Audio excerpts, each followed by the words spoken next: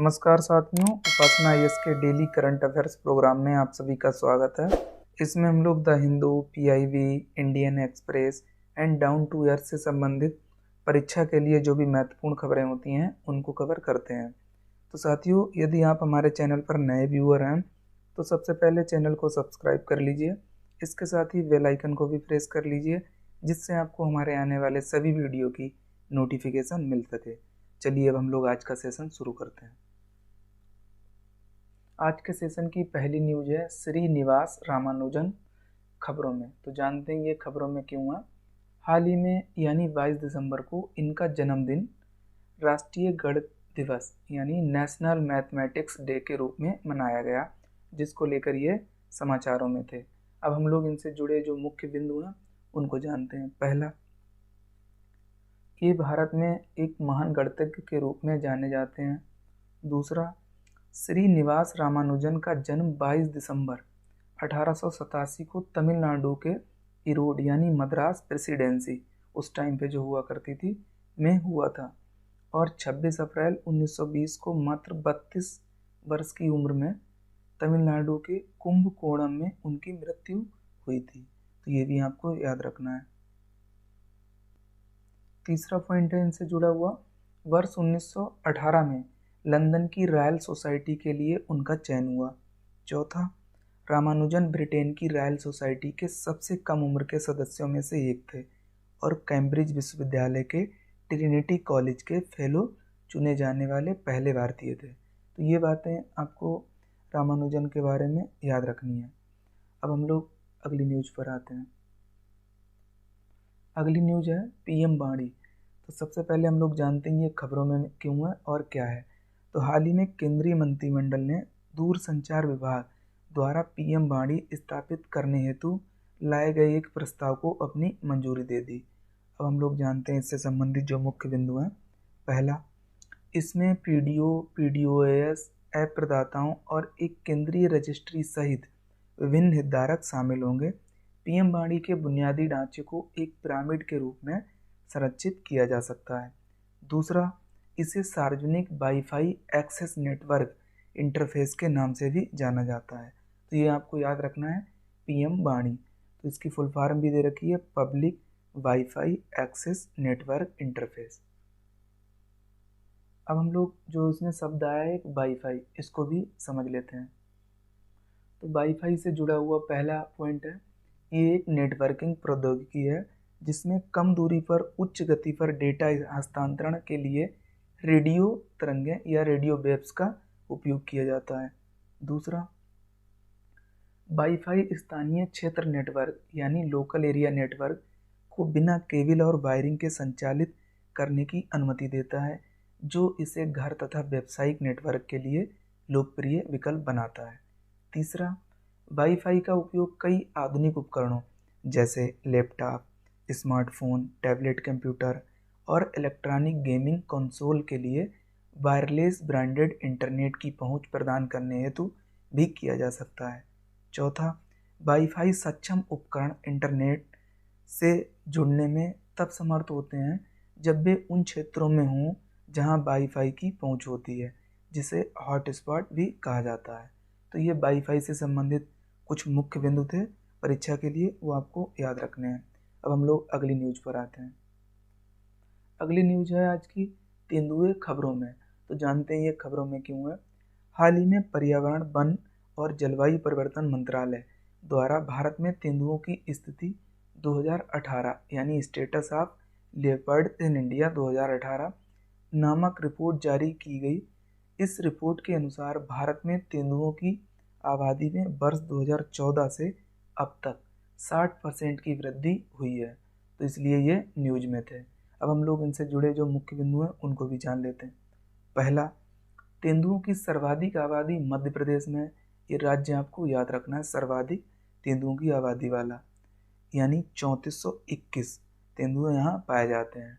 इसके बाद क्रमशः कर्नाटक जिसमें 1783 और उसके बाद महाराष्ट्र इस संदर्भ में दूसरे एवं तीसरे स्थान पर है। तो ये आपको ध्यान रखना है। यहाँ पे 1909 है ये। दूसरा पॉइंट, तेंदुओं की अनुमानित आबादी वर्ष 2014 में लगभग 8,000 थी, जो बढ़कर 12,852 हो गई है।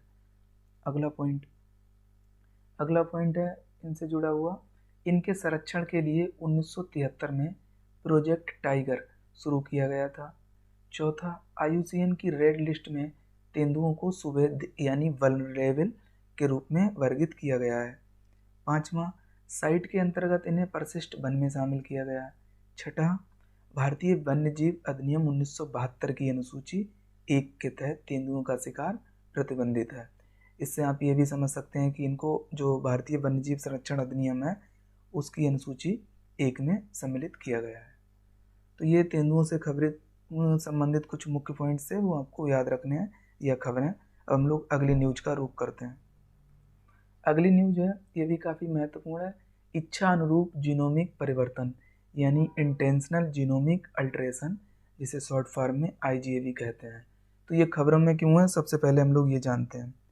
हाल ही में अमेरिका के खाद्य और औषधि प्रशासन यानी food and drug administration FDA द्वारा गाल से पिग्स कहे जाने वाले पालतू सूअरों में अपनी तरह के पहले इच्छा अनुरूप जीनोमिक परिवर्तन की मंजूरी दी गई है, जिसको लेकर ये शब्द जो है इच्छा अनुरूप जीनोमिक परिवर्तन खबरों में है।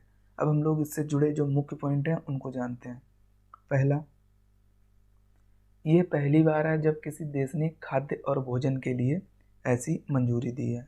दूसरा, किसी जीव में इच्छानुरूप जीनोमिक संशोधन यानी इंटेंशनल जीनोमिक अल्टरेशन किए जाने से आशय जीनोम एडिटिंग या आनुवांशिक इंजीनियरिंग जैसी आधुनिक तकनीकों के माध्यम से जीव के जीनोम में विशिष्ट परिवर्तन करना है। तो आप समझ गए होंगे ये जो इच्छानुरूप जीनोमिक संशोधन क्या है।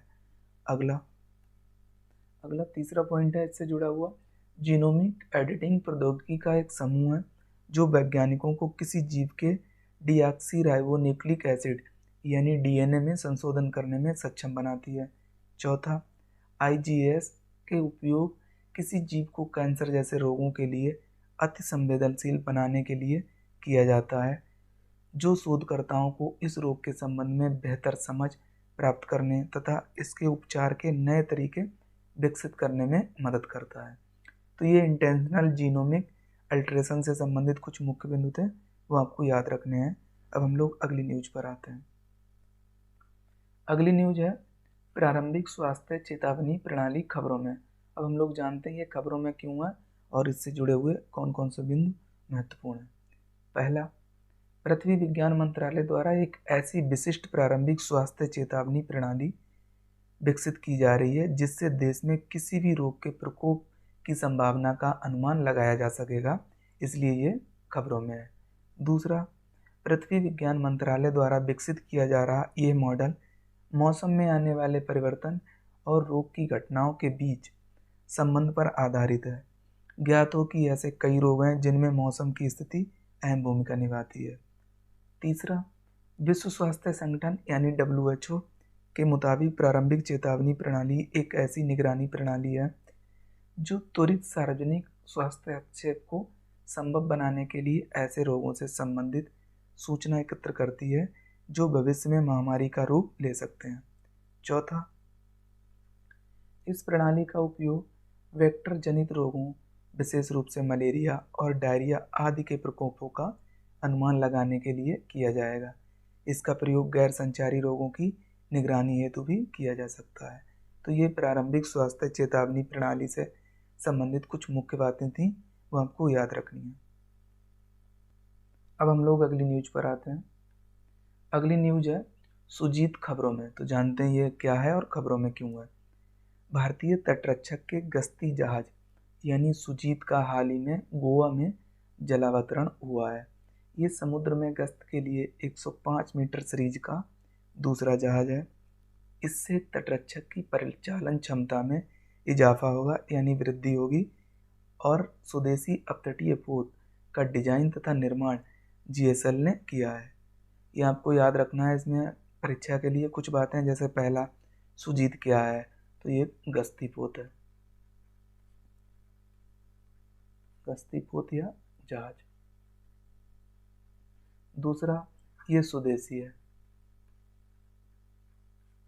तीसरा, इसे GSL ने निर्मित और डिजाइन किया। तो ये कुछ 3 बातें आपको याद रखनी है। अब हम लोग अगली खबर पर आते हैं। अगली खबर है शीत आयनात। तो ये विंटर सोलिस्टिक चर्चा में है, तो जानते हैं ये क्यों खबरों में है। 21 दिसंबर या शीत आयनात यानी विंटर सोलिस्टिक उत्तरी गोलार्ध में वर्ष का सबसे छोटा दिन होता है।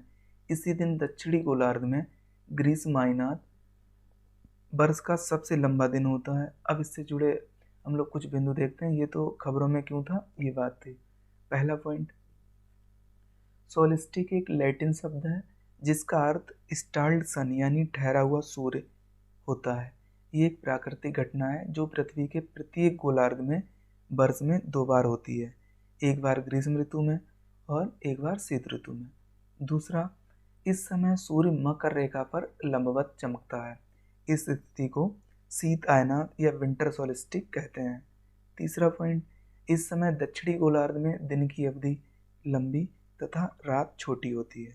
तो ये शीत आयनात से संबंधित कुछ मुख्य बातें थीं जो आपको याद रखनी है। अब हम लोग अगली न्यूज पर आते हैं। अगली न्यूज है जिला खनिज फाउंडेशन ट्रस्ट यानी DMFT, district mineral foundation trust. तो जानते हैं ये खबरों में क्यों है। सबसे पहले, धनबाद यानी झारखंड ने वर्ष 2017 से लेकर 2020 के लिए यानी 3 वर्ष के लिए जिला खनिज फाउंडेशन ट्रस्ट के फंड के उपयोग के ऑडिट और प्रभावी मूल्यांकन का आदेश दिया है, जिसको लेकर ये DMFT चर्चा में था। अब हम लोग इससे जुड़े जो मुख्य पॉइंट्स हैं उनको भी जान लेते हैं। पहला, खान और खनिज संशोधन अधिनियम 2015 के मुताबिक खनन गतिविधियों से प्रभावित भारत के प्रत्येक जिले में राज्य सरकार अधिसूचना के माध्यम से जिला खनिज फाउंडेशन के नाम से गैर लाभकारी निकाय के रूप में एक ट्रस्ट की स्थापना करेगी यानी DMFT की। दूसरा, इस जिला खनिज फाउंडेशन ट्रस्ट का प्राथमिक उद्देश्य खनन प्रभावित क्षेत्रों के समुदायों व्यक्तियों का लाभ सुनिश्चित करना है, जो कि इस तथ्य से प्रेरित है कि खनन प्रभावित क्षेत्रों के स्थानीय लोग, जिनमें अधिकतर आदिवासी गरीब हैं, को भी प्राकृतिक संसाधनों से लाभान्वित होने का अधिकार है। अगला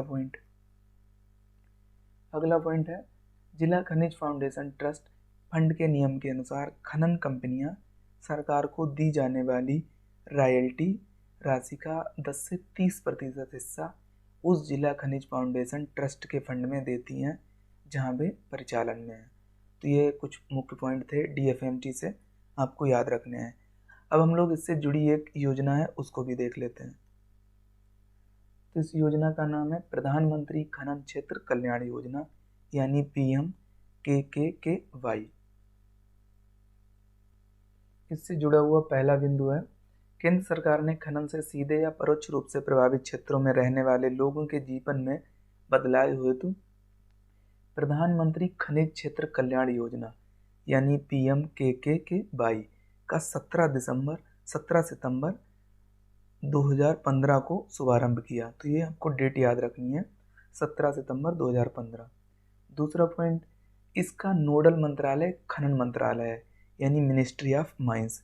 तीसरा, इसका उद्देश्य खनन प्रभावित क्षेत्रों में विभिन्न विकासात्मक कल्याणकारी परियोजनाओं कार्यक्रमों को लागू करना जो राज्य और केंद्र सरकार की मौजूदा परियोजनाओं कार्यक्रमों को पूरक के तौर पर कार्य करें।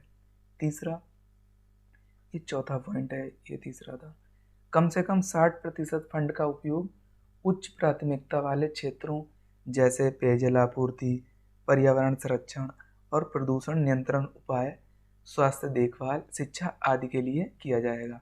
पांचवा पॉइंट, शेष फंड का उपयोग अन्य प्राथमिकता वाले क्षेत्रों जैसे कि अवसंरचना, सिंचाई, ऊर्जा तथा वाटरशेड विकास और पर्यावरण गुणवत्ता में सुधार करने संबंधी उपायों के लिए किया जाएगा। तो ये प्रधानमंत्री खनन क्षेत्र कल्याण योजना से संबंधित कुछ मुख्य बातें थीं, वो आपको याद रखनी है। अब हम लोग अगली न्यूज पर आते हैं।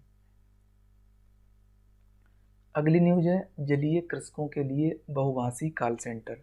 तो जानते हैं ये खबरों में क्यों है और ये क्यों शुरू किया गया है।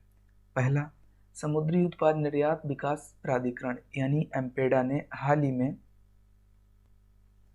आंध्र प्रदेश के विजयवाड़ा में जलीय कृषकों के लिए एक बहुभाषी कॉल सेंटर शुरू किया है, जिसको लेकर ये न्यूज में था,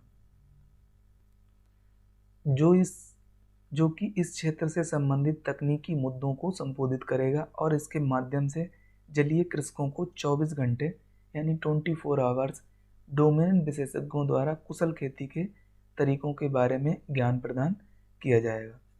दूसरा पॉइंट ये एम्पेडा से संबंधित है। ये वाणिज्य विभाग के तहत एक सांविधिक निकाय है, यानी स्टैट्यूटरी बॉडी, जिसकी स्थापना वर्ष 1972 में की गई थी। ये समुद्री उत्पाद उद्योग के विकास के लिए उत्तरदायी है, यानी एम्पेडा। तो ये जलीय कृषकों के लिए बहुभाषी कॉल सेंटर से संबंधित कुछ बातें थी, वो आपको याद रखनी है। अब हम लोग अगली न्यूज पर आते हैं। अगली न्यूज है हिमालयन ट्रिलियम। ये खबरों में क्यों है और क्या है जानते हैं। तो ये आपको याद रखना है, एक प्रकार की औषधि है। हम लोग इससे जुड़ी जो अन्य बातें हैं उनको देखते हैं। इसमें पहला पॉइंट है, हाल ही में हिमालय की एक सामान्य जड़ी बूटी यानी हिमालयन ट्रिलियम को अंतर्राष्ट्रीय प्राकृतिक संरक्षण संघ यानी IUCN द्वारा लुप्त प्राय यानी इंडेंजर्ड घोषित कर दिया गया है। दूसरा पॉइंट, हिमालयन ट्रिलियम को भारत, भूटान, नेपाल और चीन में पाया जाता है। भारत में ये केवल 4 राज्यों या केंद्र शासित प्रदेशों हिमाचल प्रदेश, जम्मू कश्मीर, सिक्किम और उत्तराखंड में पाई जाती है। तीसरा, ये स्टेरॉयडल सोपेनिन का एक प्राकृतिक स्रोत है जो स्टेरॉयड दवाओं का महत्वपूर्ण घटक है।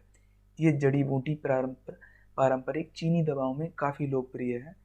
अपनी औषधीय गुणवत्ता के कारण घरेलू तथा अंतर्राष्ट्रीय बाजार में इसकी कीमत काफ़ी अधिक होती है, जिसके कारण व्यापक पैमाने पर इसका अवैध कारोबार होता है, यानी इलीगल ट्रेडिंग। तो ये हिमालयन ट्रिलियम से संबंधित कुछ मुख्य बातें थी जो आपको याद रखनी है। अब हम लोग अगली खबर और यानी जो भी परीक्षा संबंधित कुछ मुख्य तथ्य हैं उनको देख लेते हैं। पहला पॉइंट है इसमें, यानी पहला तथ्य, अंतर्राष्ट्रीय मानव एकजुटता दिवस किस दिन मनाया जाता है। तो ये आपको याद रखना है, ये 20 दिसंबर को। दूसरा, अमेरिकी स्पेस फोर्स ने हाल ही में अपने जवानों को नया नाम क्या दिया है। तो ये गार्जियंस आपको याद रखना है। तीसरा, चिल्ले चिल्लाई कला को कश्मीर घाटी के ऊपरी क्षेत्रों में मनाने की शुरुआत हुई है। तो ये भी आपको याद रखना है, पूछा जा सकता है कि चिल्ले चिल्लाई कला किस राज्य में मनाने की शुरुआत हुई है। अब हम लोग इन खबरों से संबंधित जो मुख्य सवाल हैं उनको भी देख लेते हैं। पहला सवाल है, हाल ही में शब्द सुजीत समाचारों में था, इसका संबंध है। ए ऑप्शन गश्ती जहाज या फौज से, बी चक्रवात से, सी कोविड-19 की वैक्सीन से, डी इनमें से कोई नहीं। तो इसका सही जवाब है ए ऑप्शन, यानी गश्ती जहाज से। अगला है सवाल नंबर 2, तेंदुओं के बारे में निम्नलिखित कथनों पर विचार कीजिए। पहला कथन, हाल ही में जारी रिपोर्ट से पता चला है कि इनकी संख्या में कमी आई है। दूसरा कथन, इन्हें IUCN में इंडेंजर्ड सूची में रखा गया है। अब आपको उपयुक्त में से कौन सा से कथन सत्य हैं या हैं बताना है। पहला, ए ऑप्शन केवल एक, बी ऑप्शन केवल दो, सी ऑप्शन एक और दोनों, और डी ना तो एक और ना तो दो। तो इसका सही जवाब है डी ऑप्शन, यानी दिए हुए दोनों कथन गलत हैं। इसे वल्नरेबल सूची में रखा गया है। और अभी हम लोगों ने देखा था कि तेंदुओं की संख्या में वृद्धि हुई है, ना कि कमी। तो इस प्रकार दोनों कथन गलत हो जाते हैं। अगला सवाल है और अंतिम सवाल, सवाल नंबर 3, श्रीनिवास रामानुजन के बारे में निम्नलिखित कथनों पर विचार कीजिए। पहला कथन, हाल ही में यानी 22 दिसंबर को इनका जन्मदिन राष्ट्रीय गणित दिवस के रूप में मनाया गया। दूसरा, वर्ष 1918 में लंदन की रॉयल सोसाइटी के लिए उनका चयन हुआ। अब आपको उपयुक्त में से कौन सा से कथन सत्य हैं या हैं बताना है। पहला, ए ऑप्शन केवल एक, बी केवल दो, सी एक और दोनों, और डी ना तो एक और ना तो दो। तो इसका सही जवाब है सी ऑप्शन, यानी दिए हुए दोनों कथन सत्य हैं। तो साथियों, आज के सेशन में इतना ही। हम लोग नेक्स्ट सेशन में मिलेंगे कुछ नई खबरों के साथ। तब तक के लिए आप सभी लोग अपना ध्यान रखिए। साथ ही उपासना IAS के चैनल को लाइक, शेयर और सब्सक्राइब करना ना भूलिए। Thank you, best of luck.